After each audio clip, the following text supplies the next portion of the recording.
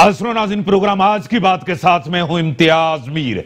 जहांगीर तरीन ग्रुप का सबसे बड़ा प्रेशर गवर्नमेंट के ऊपर आया और ब्लैकमेल होकर उन्होंने कुछ तय किया है। अभी तक चीजें बाहर तो नहीं आई, लेकिन लग ये हुआ है कि उन्होंने गवर्नमेंट बचाई है। और बजट सबसे ऊपर, जो बजट बिल होता है यानी कि फाइनेंस बिल जिसको कहा जाता है, उसको भी तो पास करवाना होता है। पीडीएम के सियासी मुस्तकबिल का क्या बनेगा? आसिफ अली जरदारी साहब दोबारा आएंगे? जिस तरह शहबाज शरीफ साहब बड़े एक्टिव हुए हैं, और मरियम नवाज का क्या बनेगा? उसको साइडलाइन कर दिया है। पंजाब के महाज पर हुकूमत है परेशान। क्या मुल्क के अंदर सबसे बड़े सूबे पंजाब में कोई सियासी तब्दीली हम देख रहे हैं? जहांगीर तरीन हमख्याल ग्रुप के साथ अगर पीडीएम की कयादत मिलकर कोई तब्दीली लाए तो ला सकती है, पर नून लीग अभी तक खामोश है। नून लीग कोई किरदार अदा करना नहीं चाहती। पीपल्स पार्टी ने जिस तरह पहले ही कहा था कि पंजाब के अंदर हम तब्दीली लाएं, लेकिन नून लीग ने मना कर दिया था। सबसे बड़ा इल्जाम है, बार बार कहा जाता है पीपल्स पार्टी के ऊपर, उनको सिलेक्टेड भी कहा गया। पीपल्स पार्टी ने नून लीग को सिलेक्टेड कहा, लेकिन तारीख गवाह है नून लीग हमेशा सिलेक्टेड होती आई है कि आए मिलके पंजाब हुकूमत को घर भेजे मेजॉरिटी के साथ, लेकिन नून लीग नहीं मानी। क्योंकि पीपल्स पार्टी के ऊपर सबसे बड़ा इल्जाम यह है कि आपने पीडीएम बनाया, पीडीएम को इस्तेमाल किया, सियासी मकसद लिया, सियासी मकसद के लिए इस्तेमाल करके सियासी फायदा लिया है आपने, फिर आप ही बाहर आ गए हैं। अब दोबारा शहबाज शरीफ साहब इसमें जान डालना चाहते हैं। इसी वजह से 24 तारीख को एनपी कयादत को, पीपल्स पार्टी की कयादत को मदऊ किया गया कि आप भी आए। क्या ये सब आएंगे? एक दफा फिर जान डलेगी पीडीएम में। इसी को अपने स्टूडियो में दावत दिया मोहतरम जनाब एंथनी नवी साहब, पीपीएमपी हैं, बड़े वोकल हैं, खुल के बात करते हैं। सर मैं आपको वेलकम करता हूं अपने शो। सर जी, पीडीएम का सियासी मुस्तकबिल आप देख रहे हैं, क्योंकि आप और एनपी सब आपकी तरफ देख रहे हैं। शहबाज शरीफ बड़े एक्टिव हैं, 24 तारीख को मदऊ किया गया है, क्या कहेंगे?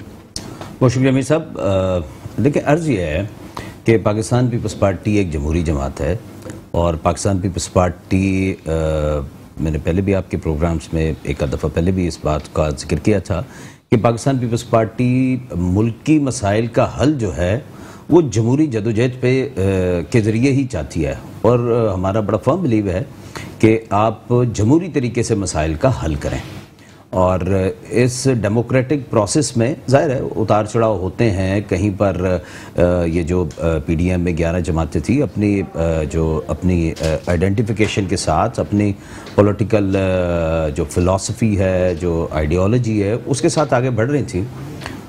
लाजमन था कि इख्तलाफात भी हों, और इख्तलाफात होते हैं। आप एक सिंगल पार्टी भी अगर कोई मूवमेंट लेके चल रही होती है तो विद इन अ पार्टी भी बहुत सारी चीज़ों पर जो है वो लोगों की डिबेट होती है, और ये एक हेल्दी प्रोसेस है, ये एक डेमोक्रेटिक प्रोसेस है। और जहाँ 11 जमातों का इत्तेहाद होगा, वहाँ ये यकीनी सी बात है कि सारे जो है वो अपनी अपने दानिश के मुताबिक उस पर राय देंगे, तो उसमें इख्तलाफात होना कोई। मेरे साथ टेलीफोन लाइन पे सीनियर इनका पर्सन जर्नलिस्ट मसूद रजा साहब भी हैं, मैं उनको भी वेलकम करता हूं। मसूद रजा साहब, बहुत शुक्रिया, बहुत शुक्रिया। लेकिन यहां छोटा सा ब्रेक है, ब्रेक के बाद मैं आपको इन करूंगा, ब्रेक का टाइम होगा, ब्रेक के बाद आते हैं, डिस्कशन को यहीं से बढ़ाते हैं। वेलकम बैक नाज़रीन, मुझे टेलीफोन लाइन पे ज्वाइन किया senior anchor person, senior journalist Masood Raza साहब। सर, किस तरह देख रहे हैं मसूद रजा साहब कोई सियासी मुस्तकबिल पीडीएम का? क्योंकि दावतनामे दोबारा दिए गए हैं एनपी को, पीपल्स पार्टी की कयादत को, क्या कहेंगे? जी इम्तियाज जी, बहुत शुक्रिया आपने मुझे दिया। मुझे लगता है कि ये शिरकत करेंगे। हो सकता है कि पहली जो मीटिंग होगी उसमें फर्स्ट ईयर की क़यादत ना हो, सेकंड ईयर की क़यादत उसमें शामिल हो, और ये बैठेंगे, बातचीत करेंगे। लेकिन इसका मुस्तकबिल उसी वक्त है जब नीयतें साफ हों और अपना सियासी फायदा देखकर दूसरे का सियासी नुकसान कराने की नीयत किसी की भी ना हो, चाहे वो नून लीग हो, चाहे वो पीपल्स पार्टी हो या मौलाना फजल रहमान साहब हो।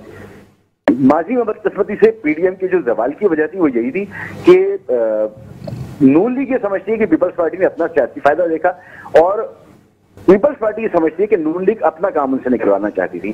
एक अगर इनका लाहे अमल होता है कि इन्होंने हुकूमत को घर भेजना है या इसी सिस्टम के अंदर रह के काम करना है, अगर ये इस पर फैसला कर सकें, इन दोनों ऑप्शंस में से किसी एक ऑप्शन पर आ जाएं, फिर इसका मुस्तकबिल है। और अगर ये आधा पीतर आधा बटेर रहता है कि पीपल्स कहती है हमने इसी सिस्टम के अंदर इन हाउस चेंज लेकर आना है, जो कि नून लीग कभी भी तस्लीम नहीं करेगी।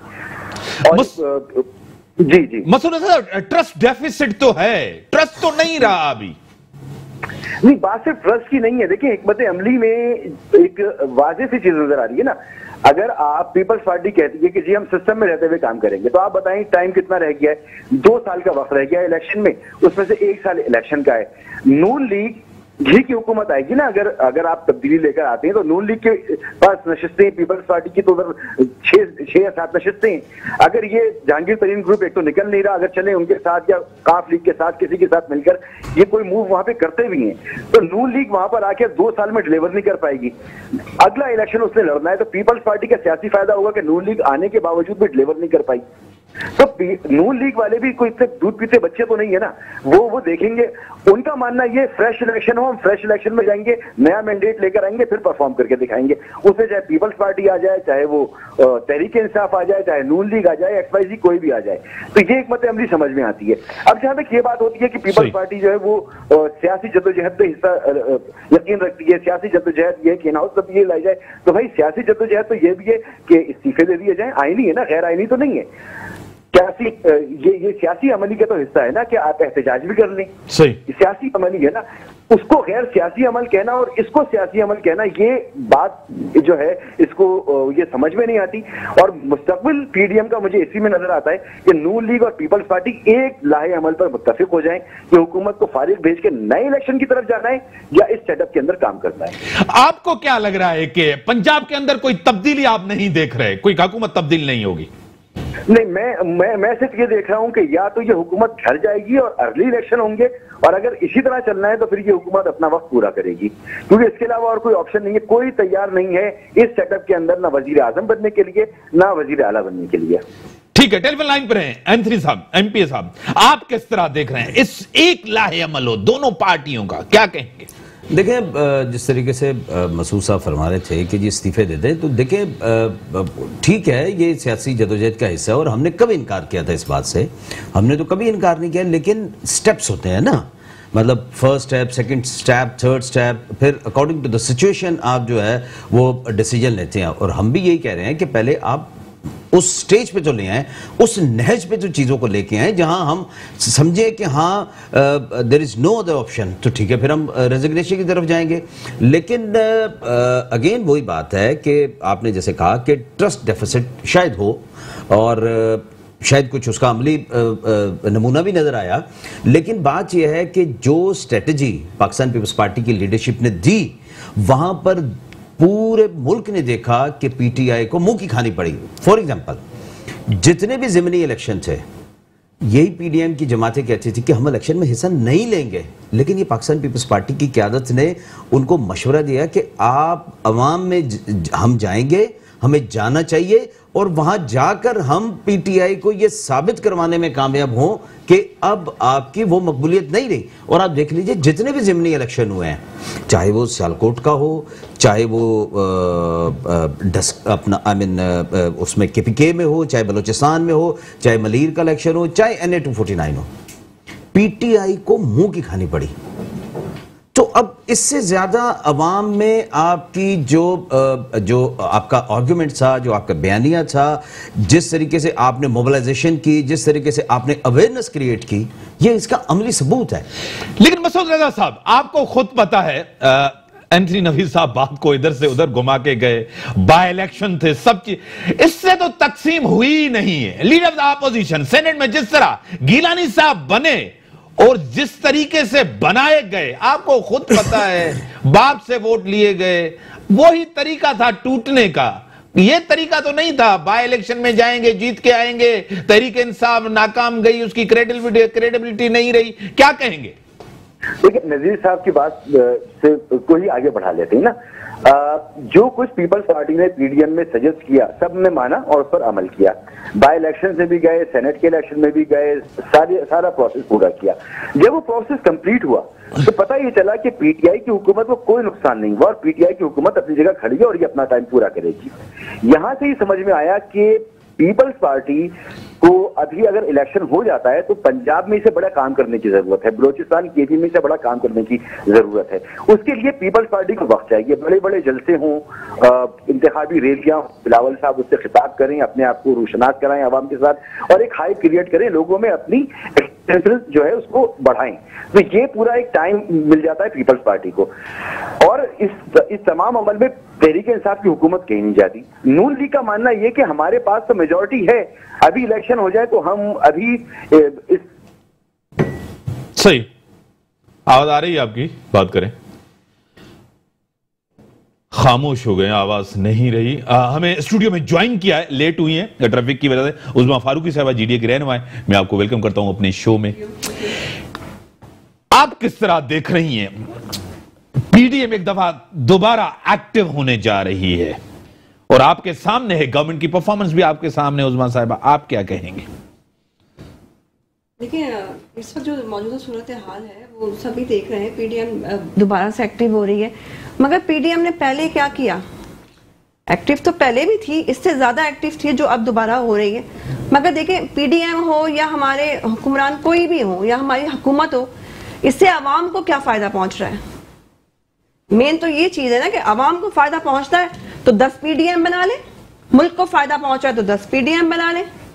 हमें चाहिए आवाम के लिए प्रोटेक्शन, रोजगार, बेरोजगारी को खत्म करना है। पीडीएम बनाने का मतलब ठीक है। मेरे साथ मसूद रजा साहब हैं, दोबारा मैं उनकी बात कंप्लीट कर लूं। हाँ मसूद रजा साहब आप बात को कंप्लीट करें सर। जी मैं ये कह रहा था कि अगर ये दोनों जमातें एक लाहे अमल पर मुत्तफिक नहीं हुई इस इजलास में भी, और पीपल्स पार्टी ने यही कहा कि हमें इन हाउस चेंज लेकर आना है और पंजाब में आप शुरू करें या मरकज में शुरू करें, तो फिर बात बनने वाली नहीं है।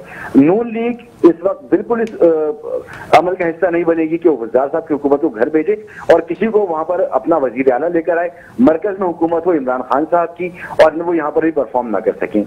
तो अगर ये फैसला हो जाता है पीडीएम के इजलास में तो पीडीएम जो है वो एक मौसर किरदार अदा कर सकती है, अदरवाइज इसका कोई फ्यूचर मुझे नजर नहीं आता।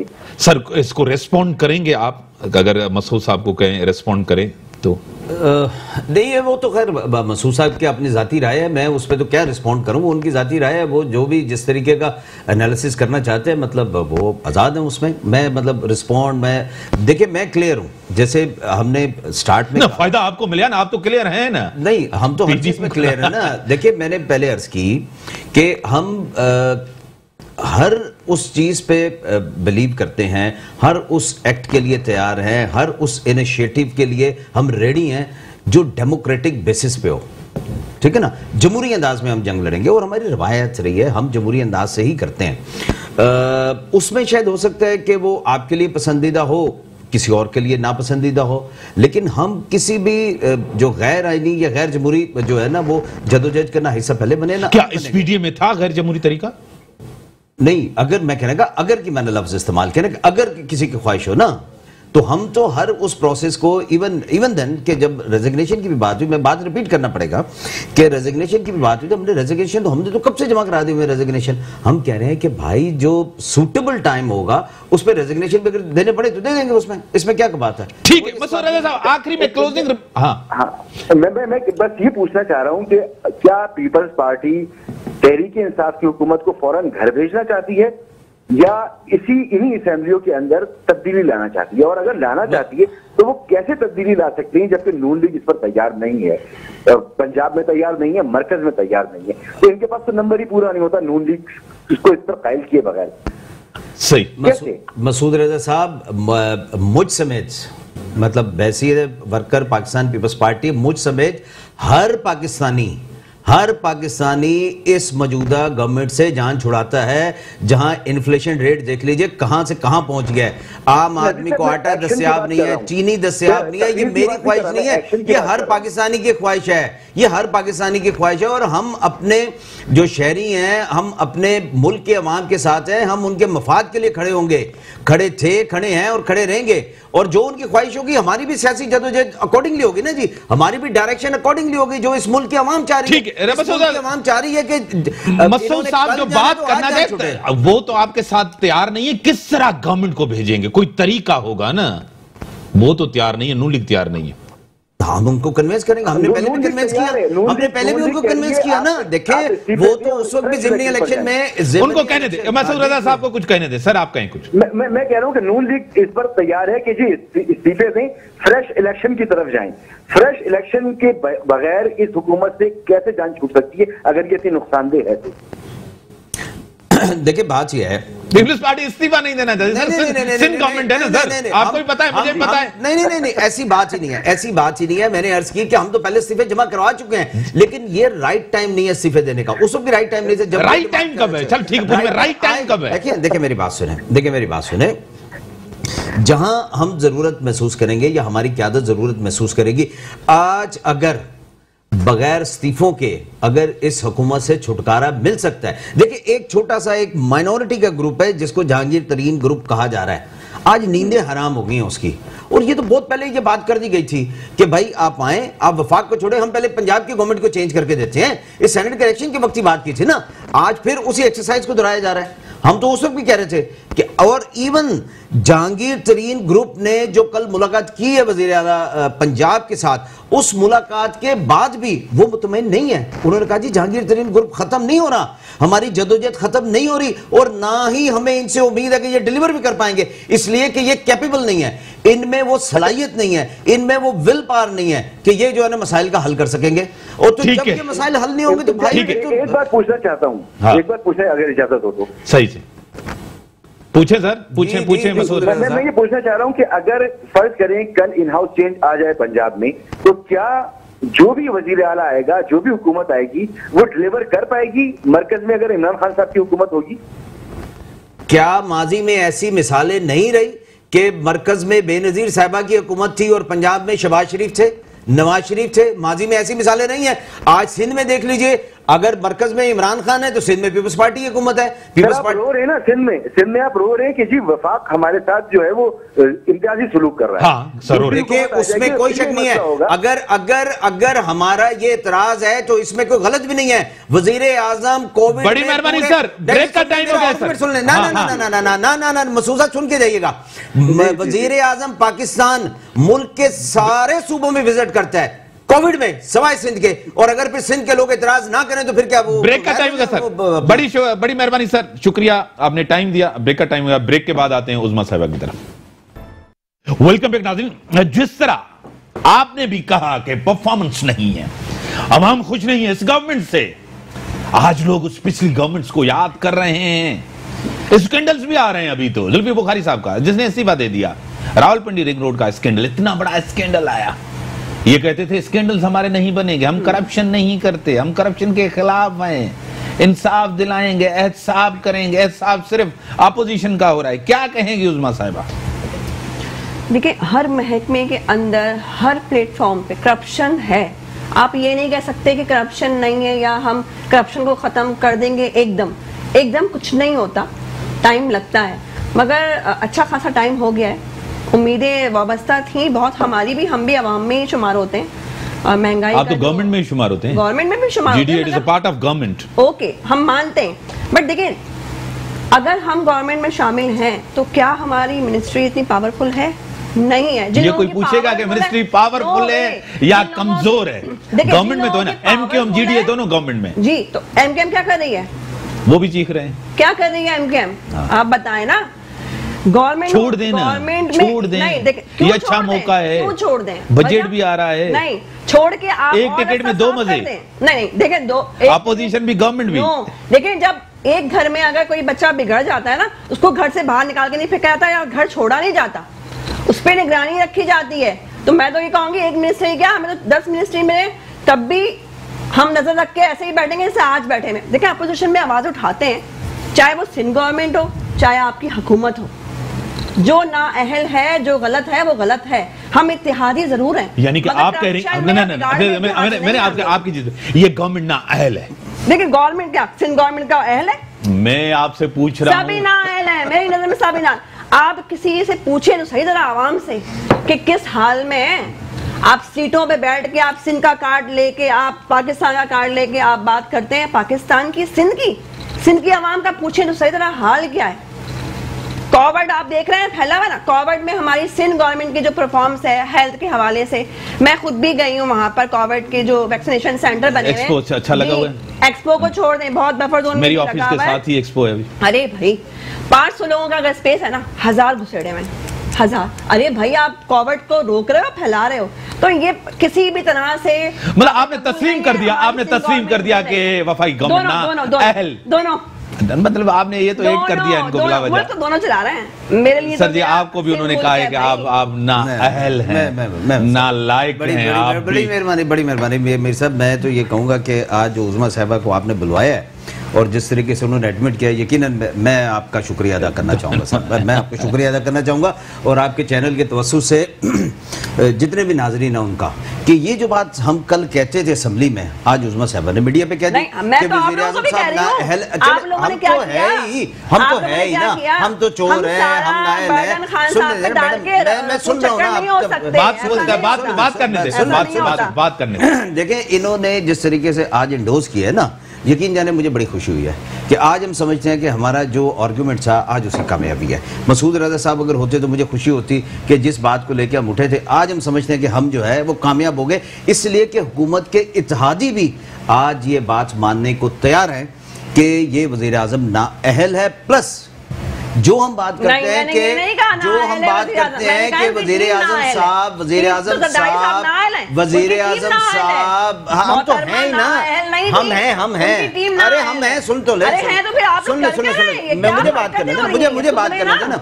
अच्छा अब दूसरी बात यह है कि वज़ीर-ए-आज़म साहब सिर्फ नोटिस लेते हैं और इत्तेहादी नजर रखे बैठे हुए हैं।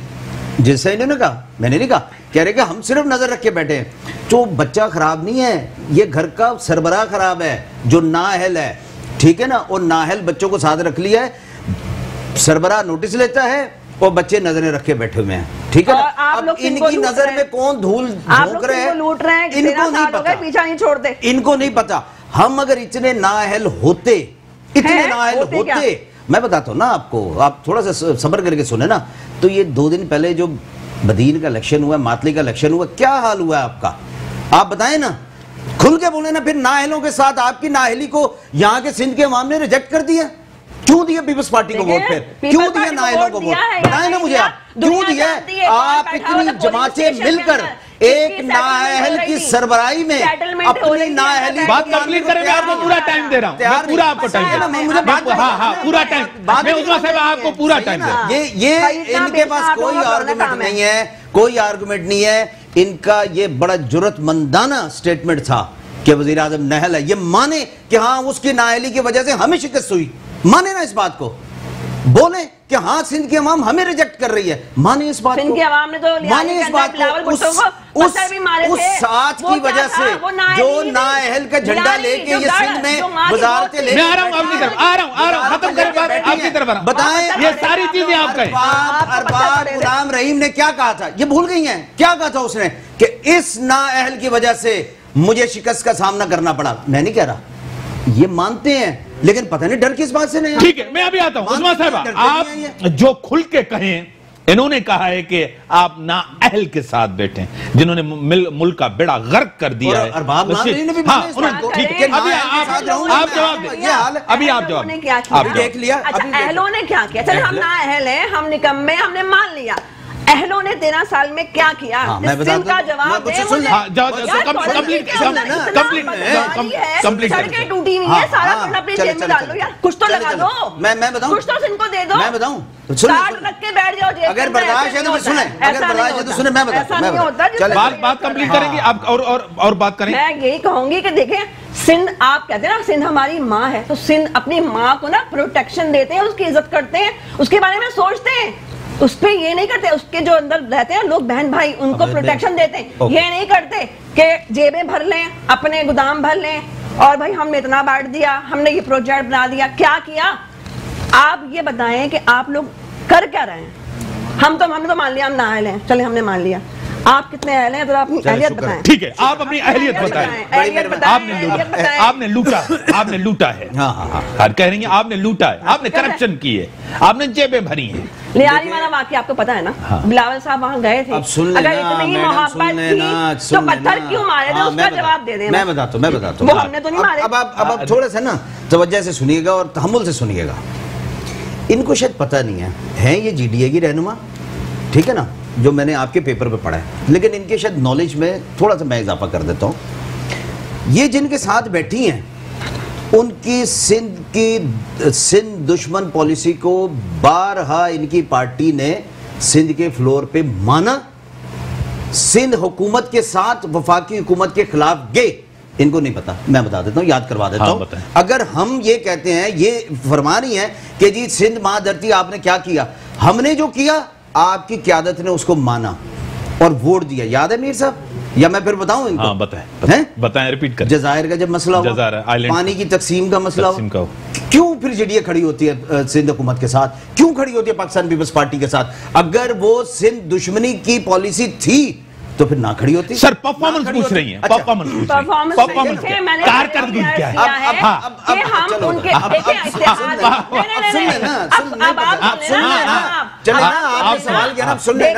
अब कारकर्दगी की बात देख ले, कारकर्दगी की बात देख ले। मैंने कुछ लंबी चौड़ी नहीं तकरीर करता इसलिए कि आपका टाइम भी कम है, ठीक है ना। मोहतरमा आई भी लेट है, किसी भी वजह से होगी देर से। आप नेक्स्ट प्रोग्राम रख लीजिए, बुलाइए, परफॉर्मेंस पे बात करेंगे। सिंपल सी बात है, कोई लंबी चौड़ी दो तीन चीजें बता, लंबी चौड़ी दो तीन चीजें बता। सर 2 दिन पहले के देख ले, 2 दिन पहले की दलील देख ले। अगर आप इतनी सारी जमातें खड़ी होकर, आपको तो ये मुयस्सर नहीं है कि आप अपना कैंडिडेट खड़ा कर सकेंगे। जीडीए का तो हाल ये है, कहां था कैंडिडेट इनका? खड़ा हुआ कैंडिडेट किसको दिया? किसको दिया वोट? किसको दिया वोट? पूछे इनसे किसको खड़ा किया था? इनकी ये औकात हो गई है कि अपना कैंडिडेट नहीं में खड़ा कर सकते। बताएं मुझे, कैंडिडेट था इनका?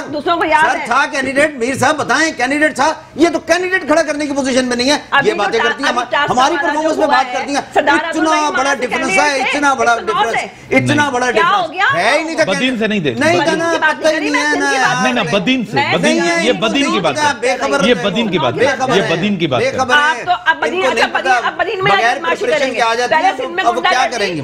यही मसला है। जीडीए की प्रॉब्लम ये है कि ऐसे लोगों को सामने लेते हैं जिनको पता नहीं है कि जमीनी हकायक क्या है। इनको ये नहीं पता। चलो ठीक है, ये कराची से कैसे जीते? चलो ठीक है, कराची से आप में शक्कत ही नहीं थी कि कैंडिडेट खड़ा कर सकते।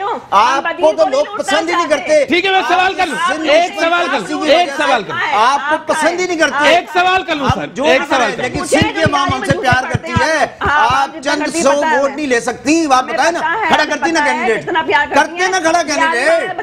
भाई खड़े ही नहीं कर सकते कैंडिडेट। क्या इनके सरकार कर, क्या इनके कैंडिडेट का? मैं सवाल कर लूं सर, मैं सवाल कर लूं, मैं सवाल कर देते हैं, भूख नंग इफ्लास। क्या हुआ था इनके कैंडिडेट का? मैं एक सवाल करूं, मैं एक सवाल करूं। वो बेचारा रोता था, रो रहा था कि यार इस नालायक वज़ीर आज़म को मैं हार गया यार। नहीं पता इनको यार, किसी ऐसे को बुलाएं जो प्रिपेयर हो। 249 पे चलो ठीक है, यहां तो चलो 249 पे ये कैसे जीते कराची? आपको भी पता है अंदर की वीडियो कैसी लीक हुई है, किस किस को खरीदते हैं और कहां कहां बेचते हैं, सब आप लोग जानते हैं। ये जानते हुए चले आप लोगों की परफॉर्मेंस पूछिए। हम तो है नाइल, हम मान के बैठे हुए ना, हमने तो कुछ आता ही नहीं, हम तो कुछ करते ही नहीं है। आप लोग क्या कर रहे हैं? मैडम इस गवर्नमेंट को 3 साल हो गए। देखिए गवर्नमेंट की बात मैंने नहीं की, मैंने आपकी परफॉर्मेंस, फेडरल गवर्नमेंट की, वफाकी गवर्नमेंट। देखिए वो तो फ्लॉप पे फ्लॉप होती ही जा रही है। हम बात करते हैं आवाम की, जीडीए बात करता है आवाम की, जीडीए बात करता है आवाम की। हम मेगा प्रोजेक्ट की बात नहीं करते। आपके रोड जो बनाए ना आपने, अपनी लग्जरी जो लैंड क्रूजर गुजरती है, हम बात कर रहे हैं आवाम की साइकिल की, आवाम की ठेले की, हम उसकी बात कर रहे हैं। कोरंगी में जाकर देखें, इतना फंड जनरेट होता है, टैक्सेस पेड होते हैं। मुर्गी के गोश्त की बात करते हैं, आटे की बात करें, चीनी की बात करें, बिल्कुल सही कह रही हैं ये बिल्कुल ठीक कह रही हैं। दवाइयों की, हमने दवाइयों की बात करनी है, जो चीनी चोरी की जो है उसकी बात करनी है। फिर ये अरबों रुपया खा गए, चोर चाहे देखिए अरबों रुपया या हमारा फेडरल गवर्नमेंट से, फेडरल गवर्नमेंट ने 1100 अरब रुपए की बात की, 162 अरब रुपए की बात की। आप, मैं कह रहा हूँ, मैं आपकी बात को इंडोर्स करता हूँ। आपने वज़ीर आज़म को कहा, चोर चोर है, चोर इमरान खान है, ये मान गई। मैं ये चाहे जरदारी हो, चाहे जरदारी मुल्क का सरबराह है इस वक्त, जो भी हो।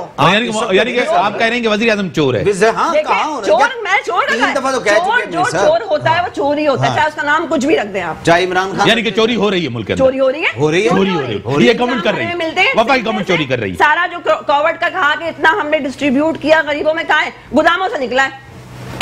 बड़ी मेहरबानी, सामने है वो, बड़ी मेहरबानी एंथनी साहब, आपकी बड़ी मेहरबानी। खत्म हो गया प्रोग्राम, आपकी बड़ी मेहरबानी उज़मा साहिबा। मुल्क के अंदर चोरी हो रही है और चोर जो हैं आपके सामने हैं, और करप्शन भी हो रही है, खूब करप्शन हो रही है।